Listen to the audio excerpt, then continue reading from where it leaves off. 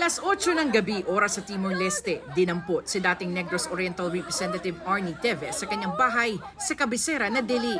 Ang abogado doon ni Teves, mahigpit ang yakap sa kliyente.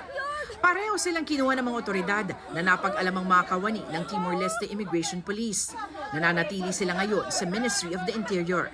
Pinost ang mga videong ito sa social media ng anak mismo ni Teves na si Axel. We are held against our will. They are not letting me go, and they don't have sira laiha mandado.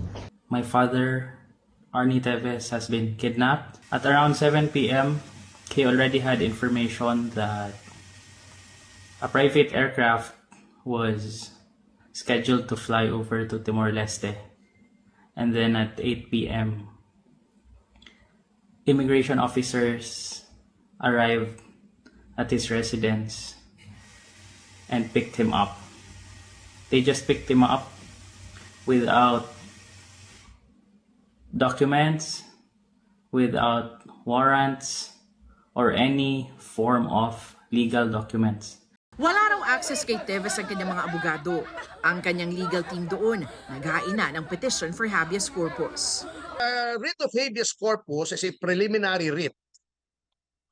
It is addressed to a person detaining another to produce that person in court and to justify to the court the cause of his caption or his arrest. So kung i-grant po yung writ, dadalhin po sa hukuman si Ginoong Teves at doon po ay kailangang makumbinsi ng mga authorities na umaresto kay Ginoong Teves kung bakit siya inaresto.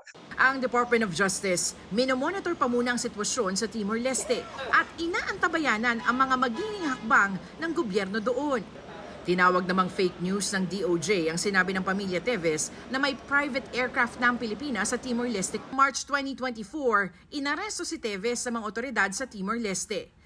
Pero pinalaya rin siya kalaunan matapos pagbigyan ang kanyang habeas corpus petition. Humiling din siya ng asylum doon. Ang Pilipinas humiling naman na i-extradite si Teves. Una itong pinagbigyan pero binasura rin kalaunan ng Timor-Leste Court of Appeals matapos umapila ang kampo ni Teves. Ang desisyong yan, inaapila at binatikos pa ng Pilipinas. Nitong Marso, sinabi ng Department of Foreign Affairs na dismayado ang Pilipinas sa kawalan umano ng tiwala ng Timor-Leste. Sabi pa ni Justice Secretary Jesus Crispin Remulla, makakaapekto raw ito sa hiling ng Timor-Leste na maging miyembro ng ASEAN. Ngayong buwan, ilang araw bago ang ASEAN Summit, naghayag na ang Pilipinas ng pagsuporta sa ASEAN membership bid ng Timor-Leste. Kasunod ng ASEAN Summit, si Teves inaresto ng Immigration Police. Ang biyuda naman ni Degamo na si incoming Negros Oriental 3rd District Representative Janice Degamo, sinabing ang pag-aresto muli kay Teves ay isang makabuluhang hakbang tungo sa katarungan.